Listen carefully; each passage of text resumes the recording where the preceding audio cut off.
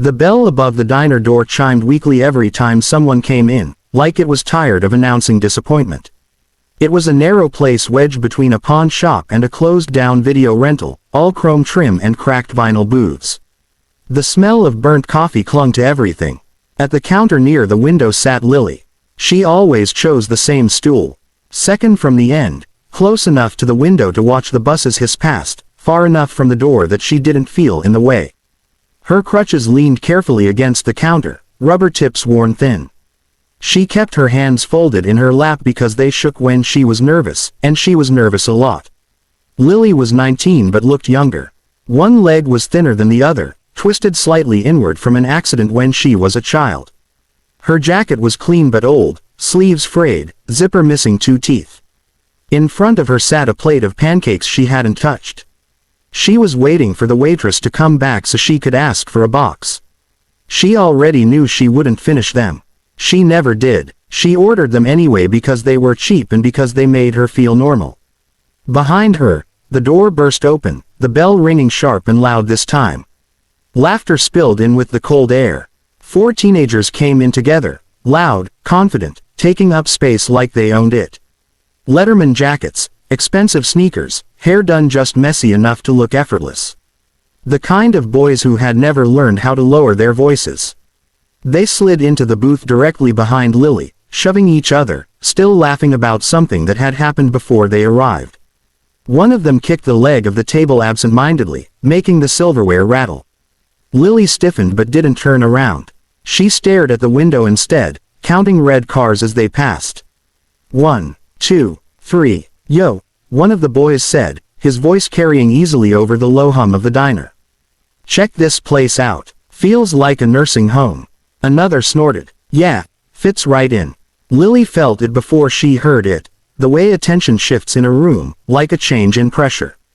She knew that feeling too well. She hunched slightly, trying to make herself smaller, wishing she could disappear into the counter. The waitress, Marlene, noticed. She always noticed. She was in her 50s, with tired eyes and a voice roughened by years of smoke and shouting orders over grills. She wiped her hands on her apron and shot the boys a warning look as she passed. Behave, she muttered, or take it somewhere else. They grinned at her like children who had never been punished. One of them leaned out of the booth, craning his neck to look at Lily's crutches. Hey, he said, what happened to you? Lily didn't answer. She focused harder on the glass, on her own faint reflection staring back at her. Ah, don't be rude, another chimed in. We're just curious. The third boy laughed. Maybe she can't hear us. Or maybe she's just slow. That got a bigger laugh. Lily's fingers tightened together until her knuckles went white. Leave her alone, Marlene snapped from the counter. I mean it. The boys held up their hands in mock surrender. Relax, lady, we're just talking. But talking wasn't enough for them. It never was. One of the boys, the tallest, with a smug half smile, stood up and walked closer. He leaned on the counter beside Lily, invading her space, smelling faintly of cologne and winter air. So what, you live around here? He asked. Are you just come to places like this to feel better about yourself? Lily swallowed. Her voice came out small. Please, I just want to eat. Her words only encouraged them. Ah, she talks, another said. That's cute. The tall boy reached out and flicked one of her crutches lightly with his finger. It clattered to the floor, the sound sharp and final. Something inside Lily broke. She turned then, eyes wide and wet. Please, she said again, louder this time. Give it back. Instead, the boy slapped her. It wasn't a hard punch. It didn't knock her off the stool. It was worse than that, casual, dismissive, the sound of skin on skin cracking through the diner. Conversation died instantly. Forks paused mid-air. Someone at a booth gasped. Lily cried out and slid off the stool, instinctively reaching for her fallen crutch. Her cheek burned, tears spilling freely now, humiliation flooding her chest so fast it stole her breath. Hey, Marlene shouted, already moving, rage flashing across her face. Get out, all of you, now. The boys froze for half a second, surprised that things had gone this far. Then embarrassment curdled into anger. Relax, the tall one said, backing away. She probably didn't even feel it. That did it. A man at the far booth stood up so fast his coffee spilled. You need to leave. Now, he said, his voice shaking. The boys scoffed, but they could feel it. The room had turned against them. Marlene was already reaching for the phone under the counter. Cops are on their way, she said. Move. They grabbed their jackets, muttering insults as they headed for the door. One of them kicked Lily's crutch again as he passed, sending it skidding farther away. The bell rang as they left, bright and cruel. For a moment, no one moved. Then Marlene was kneeling beside Lily, hands gentle, voice suddenly soft. Hey, honey, you're okay. I've got you. Lily couldn't speak. She shook, her whole body trembling, one hand pressed to her cheek, the other clawing at the floor. The diner felt too big, too loud, even in the silence. Someone brought tissues. Someone else picked up her crutches and set them carefully beside her. A woman offered her coat. I'm so sorry, Marlene whispered. I'm so sorry. Lily nodded, though she wasn't sure why. She wanted to go home. She wanted to stop existing for a while. She wanted the world to be quieter. Eventually, they helped her back onto the stool. Her pancakes were cold now, untouched. Marlene pushed the plate away. You don't have to pay, she said firmly. Ever. Not here. Lily managed a weak smile. Thank you. Outside, the sky had darkened, clouds rolling in low and heavy. An hour passed slowly. The diner filled again, the normal rhythm returning in pieces. Coffee refilled, orders called out, forks scraping plates. Lily stayed. She stayed because the bus wasn't due yet. Because leaving felt harder than sitting still. Because part of her, small and stubborn, refused to be chased away from the one place that still felt familiar. She stared into her coffee, now lukewarm, tracing circles on the rim of the mug with her finger. That was when the windows began to vibrate. At first, she thought it was thunder. Then she heard it. Low, steady, unmistakable.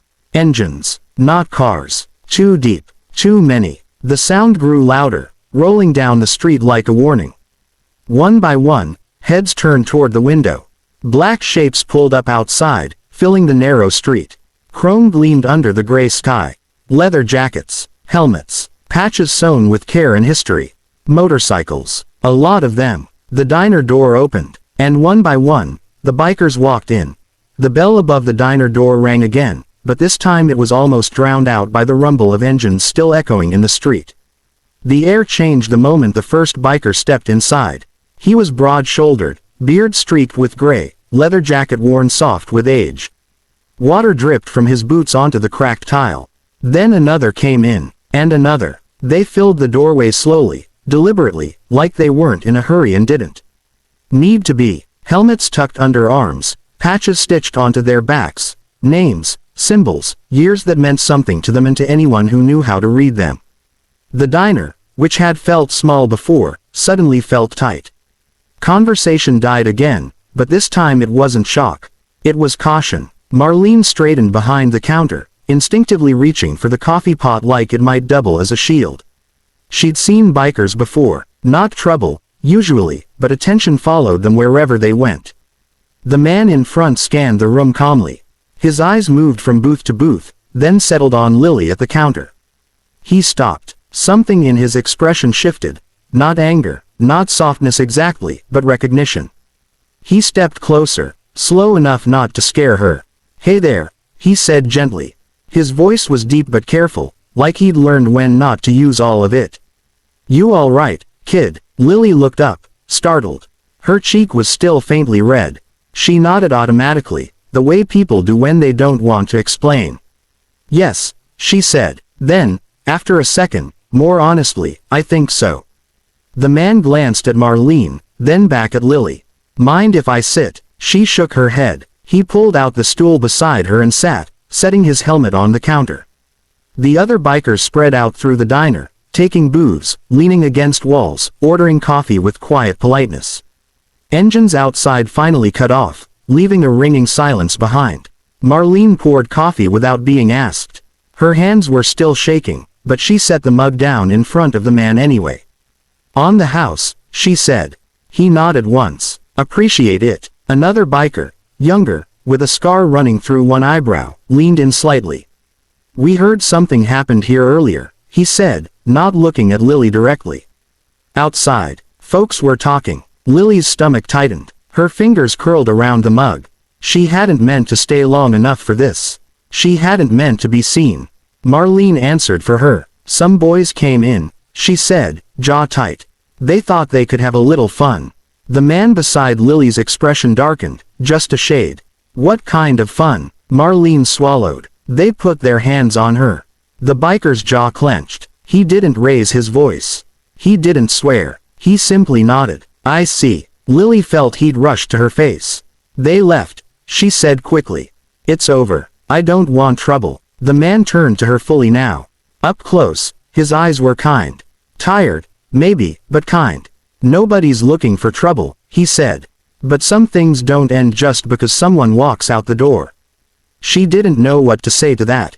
A woman biker approached then, tall and solid, silver hair pulled back tight. She crouched slightly to Lily's eye level. "Did they hurt you?" she asked. Lily hesitated, then nodded once. "They slapped me." The woman's lips pressed into a thin line. She stood and turned to the others. "They slapped her," she said quietly. That was all it took. The diner door opened again, letting in a rush of cold air. Two bikers stepped back outside, phones already out. One pointed down the street, where tire tracks still glistened faintly on the wet pavement. "Did you see which way they went?" the bearded man asked Marlene. She nodded. "Toward the highway." He looked at Lily again. "Do you want us to let it go?" Lily opened her mouth, closed it. She thought of the sound of the slap, of the laughter, of the way she'd felt sliding to the floor while strangers watched. "I don't want anyone hurt," she said finally. The man smiled slightly. "Neither do we." They moved quickly then, but not recklessly. Jackets were zipped, helmets lifted. The rumble started again outside, rising like a storm gathering its strength. Lily watched through the window as the bikes pulled away in formation, turning onto the street, heading in the same direction as the boys had gone. Her heart hammered. She didn't know what she'd just set in motion. The diner slowly came back to life after they left. Someone let out a breath they'd been holding. Marlene wiped the counter with more force than necessary. "You okay, sweetheart?" she asked. Lily nodded, though she felt hollow. "I think so." Time passed strangely after that. 5 minutes felt like 20. Lily kept glancing at the door, half expecting the boys to burst back in, angrier this time. They didn't. Instead, nearly 40 minutes later, the sound returned. Engines. But slower now. Controlled. The bikers came back in ones and twos, parking neatly this time. When the bearded man stepped inside again, he removed his helmet and set it down with care. He walked straight to Lily. "Found them," he said. Her breath caught. "What happened?" "They were at a gas station by the highway," he replied. Laughing about it, the woman with silver hair stepped up beside him. "We talked." Lily searched their faces, panic rising. "You didn't." "No," the man said firmly. "Nobody touched them." She exhaled shakily. "They apologized," the woman continued. "All 4 of them. On video." The younger biker pulled out his phone and held it up. On the screen, the tall boy from earlier stood stiff and pale under fluorescent lights, eyes darting nervously. "I'm sorry," he said, voice shaking. "For what I did at the diner. It was wrong. I won't ever do something like that again." Each boy repeated it. No laughing this time. No swagger. "They also called their parents," the bearded man added. "And the police filed a report themselves." Lily stared at the screen, tears welling again, but these felt different. Lighter. "Why?" she whispered. The man shrugged. "Because sometimes people forget how small the world really is. We helped them remember." Marlene pressed a hand to her mouth. Someone at a booth wiped their eyes. The man leaned closer to Lily. "You didn't deserve what happened to you," he said. "Not today. Not ever." She nodded, unable to speak. The woman biker smiled warmly. "You've got a lot of people out there who'd stand up for you," she said. "Even if you don't see them." Lily looked around the diner. At Marlene. At the strangers who had spoken up earlier. At the bikers who had taken time out of their lives to make sure she mattered. For the first time in a long while, she believed it. When it was time for them to leave for good, the bikers lined up at the door. The bearded man paused, reaching into his jacket. He placed something on the counter, a small patch, worn at the edges. "Just a reminder," he said. "You're not alone." Lily touched it carefully, like it might disappear. "Thank you," she said, voice steady now. Outside, the engines roared one last time before fading into the distance. The diner felt quieter afterward. Warmer. Lily finished her coffee. When her bus finally arrived, Marlene walked her to the door, holding it open. "Come back anytime," she said. Lily smiled. And this time, she meant it.